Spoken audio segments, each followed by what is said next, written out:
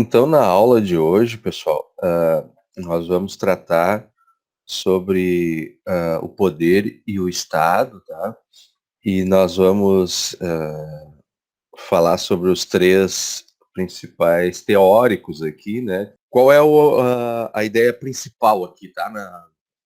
Com a sociologia, da gente estudar o poder, tá? O poder e o Estado. Principalmente quando a gente vem, a gente tem que avaliar que a gente está estudando em conjunto, né, história, né, e ciências humanas. Então isso não tá desconectado uma coisa da outra. A gente está estudando quando o Estado, o período na história em que o Estado ele assume um poder máximo, né, que foi o período após a Primeira Guerra Mundial, período do Mussolini. Então ele nesse período o Estado ele começa a perseguir as pessoas, o Estado fascista do Mussolini e o Estado socialista do Stalin na União Soviética. Eles começam a perseguir as pessoas e utilizar do poder estatal, então, para controlar todos os passos da vida das pessoas. Então, aqui a gente tem os três, a conceituação, né, do Marx, que fala de um Estado burguês, que o Estado serve, que o Estado sempre vai servir aos interesses da burguesia, aos interesses de classe, né, porque a burguesia assume o poder, então, depois da Revolução Francesa, retira a aristocracia do poder, que é o rei, né? Derruba lá, toma a Bastilha, e a burguesia então assume o poder e está no poder até hoje. Marx afirma que o Estado pode estar acima da luta de classe, separado da sociedade como se fosse autônomo. E nesse sentido que pode haver um poder que não seja exercido diretamente pela burguesia. Mesmo dessa forma, o Estado continua criando as condições necessárias para o desenvolvimento das relações capitalistas, né? Então, principalmente o trabalho assalariado e a propriedade privada. Mas aí a gente a gente virando a ampulheta, fazendo a contrapartida, olhando ao inverso do que o Marx falou, fazendo o contraponto, a gente olha para o Estado socialista do Stalin, principalmente depois que ele assume o poder, quando cai o Lenin, né? Quando o Lenin morre e ele expulsa o Trotsky, né, da União Soviética em 1924. O Stalin, então, ele impõe uma ditadura do proletariado, né? Então ele começa a perseguir quem é contra, tá? Quem é contra as ideias dele na União Soviética, e também começa a aplicar uma tirania do Estado. Então, o Estado começa a ser tirânico contra as pessoas que são burguesas também, então, e não trabalham para o crescimento do Estado, que não concordam com a ideologia do trabalho para o crescimento da União Soviética. Então, isso está retratado num livro bem famoso, desculpe, da literatura, que é A Revolução dos Bichos, tá? A Revolução dos Bichos, do George Orwell, ela, lá com o porco, né, com o Napoleão, ele faz uma alegoria de como que os bichos tomam a fazenda do patrão, né, do dono da fazenda, na verdade, do patrão, e, e como eles começam, então, a, a cuidar da fazenda, né, a gerir a fazenda de forma comum. Eles criam regras que beneficiam a todos, mas no meio do caminho eles começam a perceber que nem todo mundo é igual, né? Que alguns são mais iguais do que os outros. Então, quem está no poder começa a modificar as regras de forma sutil, assim, para que o poder fique na mão, para que a quem está no poder, melhor dizendo, tenha mais benefícios, né? E quem não está no poder comece a sofrer mais, digamos assim, né? Mas não por sofrer, mas que comece a ter menos benefícios e tenha que se sacrificar mais pelo desenvolvimento do Estado-nação, desenvolvimento das outras pessoas, crescimento do Estado, enquanto quem está no poder só tem benefício. Tá? Então, tem que ter muito cuidado, então, com essas analogias, né? A gente nunca pode vestir uma máscara, né? Eu sou totalmente socialista, totalmente de esquerda, e eu boto aquela máscara ali e eu só quero, e eu tô confortável e eu não vejo as coisas erradas que tem ali. Ou eu boto a minha máscara de direita e acho, pô, eu sou de direita e liberal e tá ótimo, é legal a vida assim e tal. Não, a gente tem que sempre fazer análise crítica e entender onde a gente está, o ponto da história que a gente está inserido e não deixar botar cabresto, né, gente? A análise crítica, essa é a ideia da gente que a gente está aprendendo na escola, né? Ser cidadãos críticos, tá? Então, para o Durkheim já é um pouco diferente, né, essa análise que ele faz aqui do Estado em relação ao Marx, né? O Durkheim, para o Durkheim a relação entre o Estado, né, a, e o, digamos assim, os indivíduos, ela é importante, né, e é importante ainda mais saber como os governantes se comunicam com os cidadãos. Então, o Durkheim, ele quer a intermediação, ele quer que seja feita a intermediação entre os meios de comunicação, por exemplo, e a população, claro. Quando se refere, então, aos sistemas eleitorais, Durkheim critica os aspectos numéricos do que se entende por democracia, tomando como exemplo as eleições de 1893 na França. O Durkheim declara que havia no país, naquele ano, 38 milhões de habitantes, tirando as mulheres, as crianças, os adolescentes, todos os que eram impedidos de votar por alguma razão, apenas 10 milhões eram eleitores. Desses 10 milhões foram votar em torno de 7 milhões.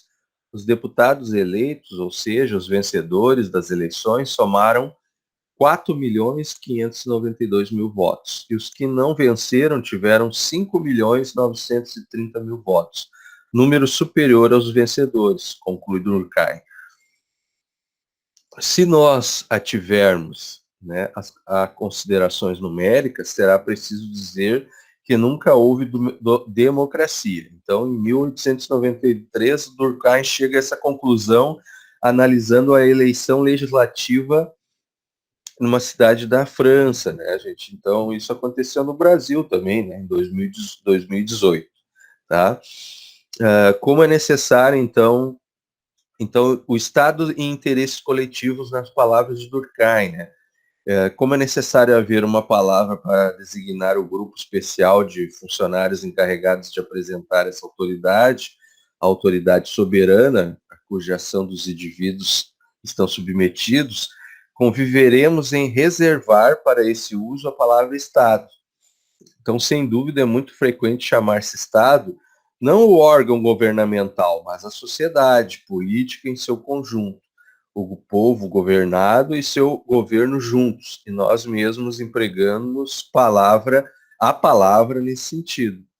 Eis o que define o Estado. É um grupo de funcionários sui generis, no seio do qual se elaboram representações e que envolvem a coletividade, embora não sejam obra da coletividade.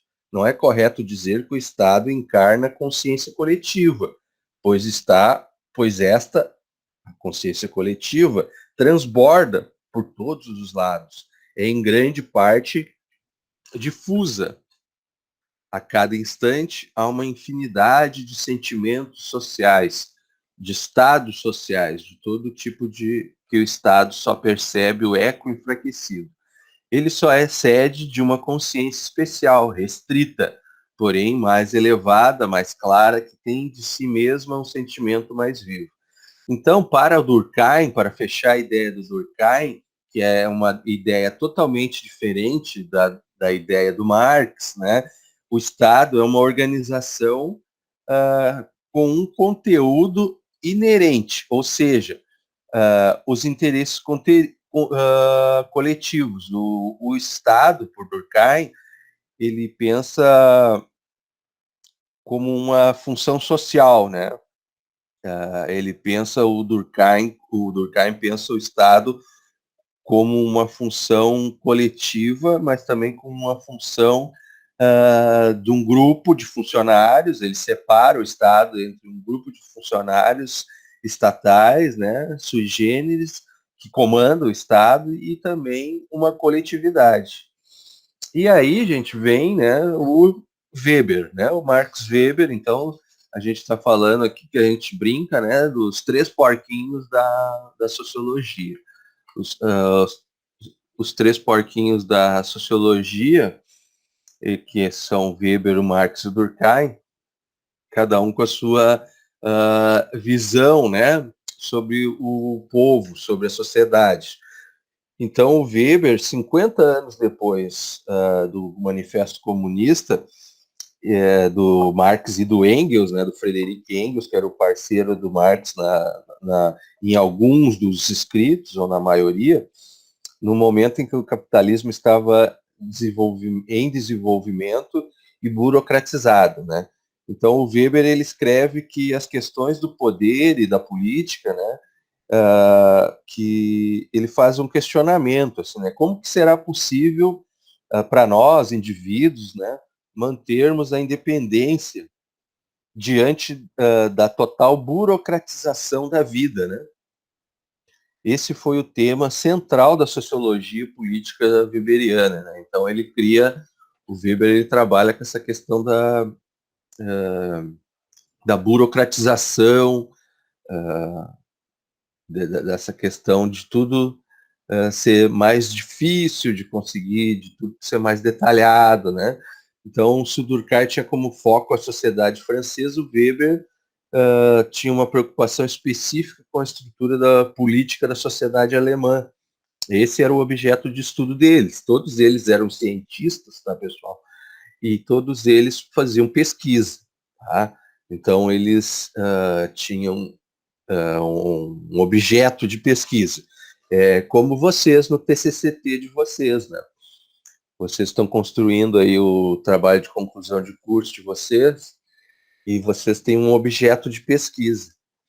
E vocês têm uma pergunta nesse objeto de pesquisa que vocês querem responder se essa pergunta ela é verdadeira ou ela é falsa, né? Se determinado protótipo funciona ou não funciona, ou se eu posso resolver o problema de determinado setor, ou de determinada pessoa, ou de determinado assunto da sociedade com o protótipo que eu estou desenvolvendo com o meu conhecimento de eletromecânica. Então, isso é pesquisa, né? Então, vocês sabem muito bem o que é pesquisa, ou estão aprendendo, né? O que é pesquisa, e que a gente está falando aqui também é sobre a pesquisa dos três principais pesquisadores da sociologia e como que eles chegaram nesses resultados, tá?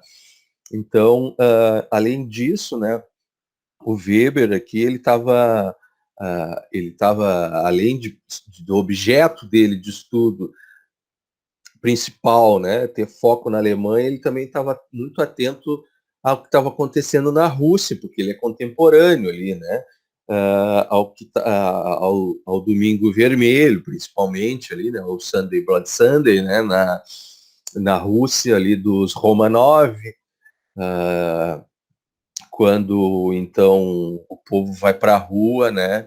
Protestar contra o czar, o Nicolau II, e isso e o imperador, né?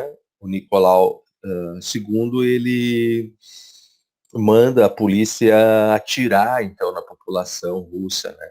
Então isso também começa esse é o ponto principal da ruína do Império Russo, né? Que depois em 1917 vai cair para a revolução diante da Revolução Russa. Então o Weber é contemporâneo desse período e ele está estudando o que está acontecendo na Europa diante dessa mudança, né, da aristocracia.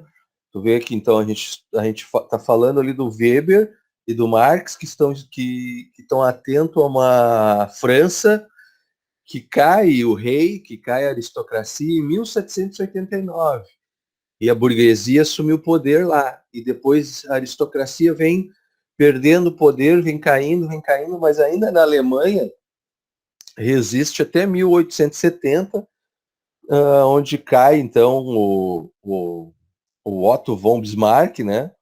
Que até é citado aqui no texto, para ele na Alemanha, unificada por Otto von Bismarck, o Estado era fundamentado nos seguintes setores da sociedade: o exército, né? E os Junkers na Alemanha, os grandes proprietários de terra, os grandes industriais e a elite do serviço público, né? A alta burocracia. Então, em 1917, escrevendo sobre Bismarck, dizia que este havia deixado uma nação sem educação, sem vontade política, acostumada a aceitar que o grande líder decidisse por ela, né? Então, falando sobre a questão da aristocracia, a mudança da aristocracia para o período, então, da burguesia, tá?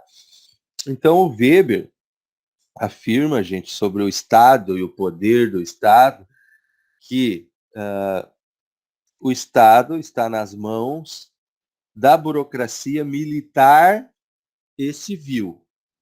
E, portanto, para ele, o Estado é uma relação de homens dominando homens, mediante a violência, considerada legítima, e uma associação compulsória que organiza a dominação. Para que essa relação exista, é necessário que os dominados obedeçam à autoridade dos que detêm o poder. Então, a gente está vivendo hoje, né, muito da parte do que o Weber aqui falou, né? Então, o Weber, ele, ele tá falando sobre a relação que perdura até hoje, tá? O Estado é uma legítima e uma associação compulsória que organiza a dominação, né? Para que essa relação exista, é necessário que os dominados obedeçam à autoridade dos que detêm o poder, a dominação social, tá? Mas o que legitima esse domínio? Para Weber, há três formas de dominação legítima, tá?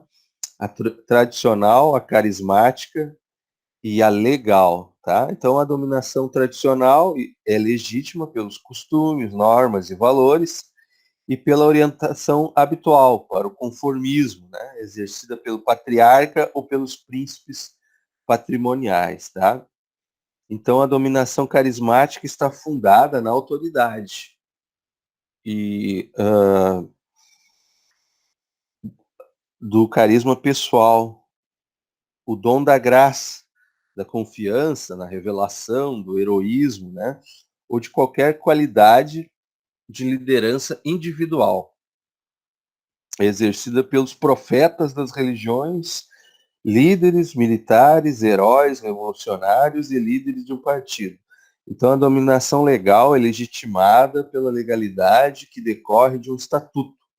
Então, da competência funcional,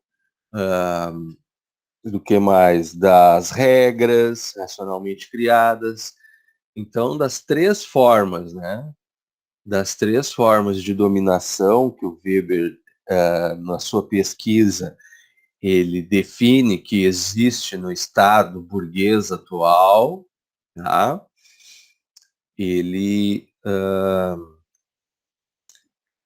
ele define que a dominação, então, que nós somos dominados primeiramente pela dominação tradicional, a dos costumes, então onde a gente segue regras das pessoas que têm mais tempo na sociedade, são mais antigas, né?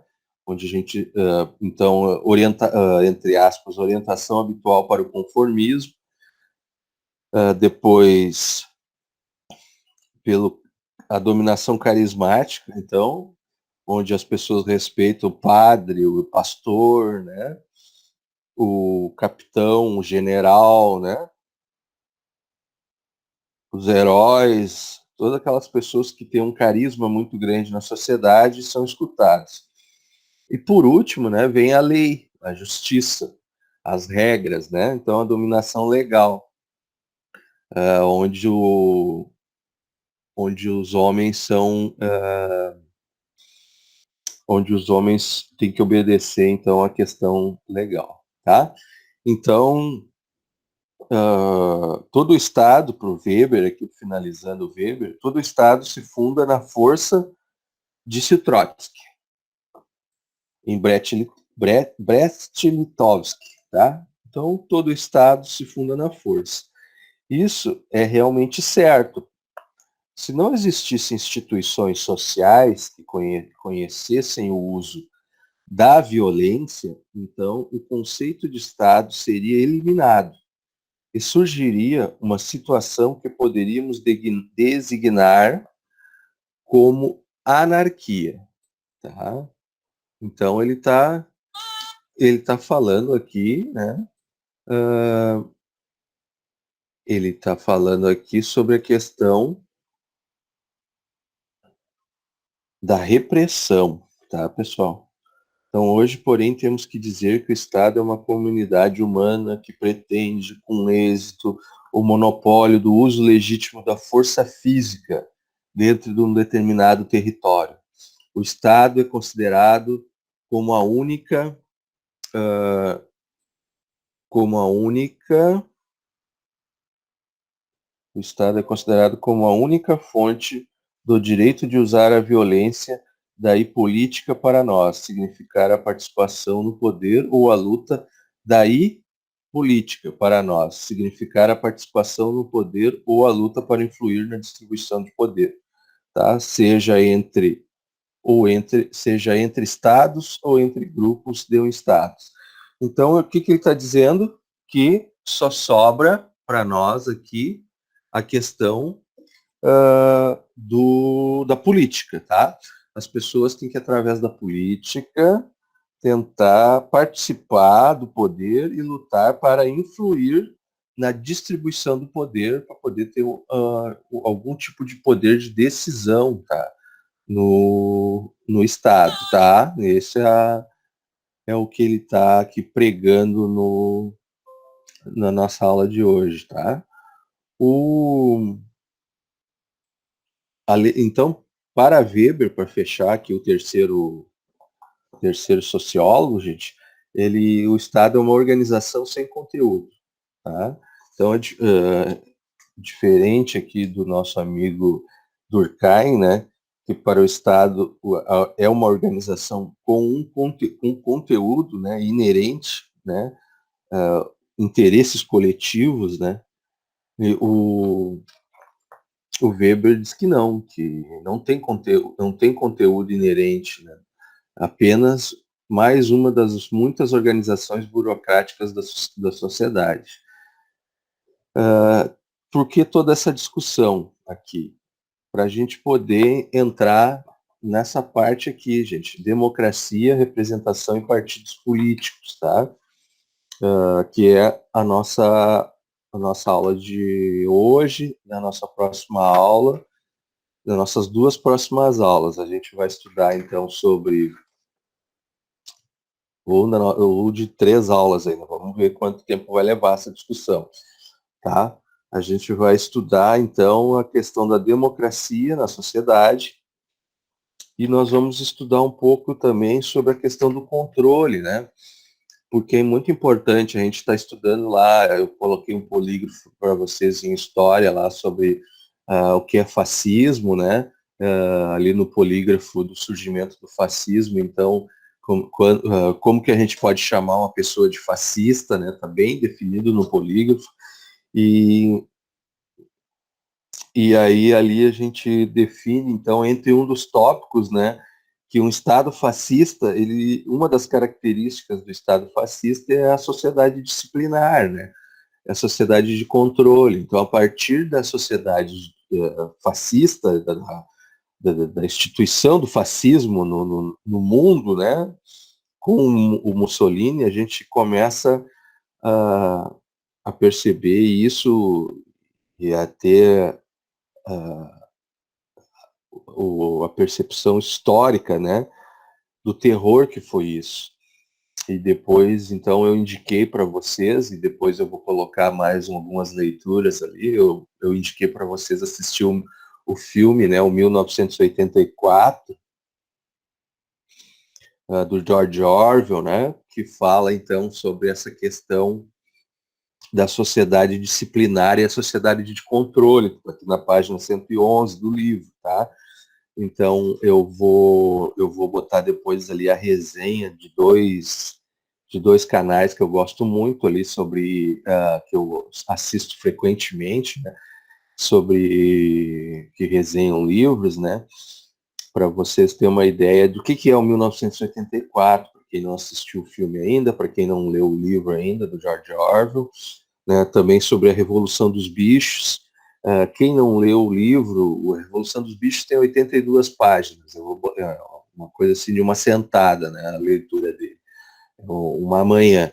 Então eu vou colocar o livro ali, porque ele já está em domínio público, tá? Eu vou colocar o livro para vocês lerem, porque também fala sobre essa questão da sociedade de controle, sociedade disciplinar.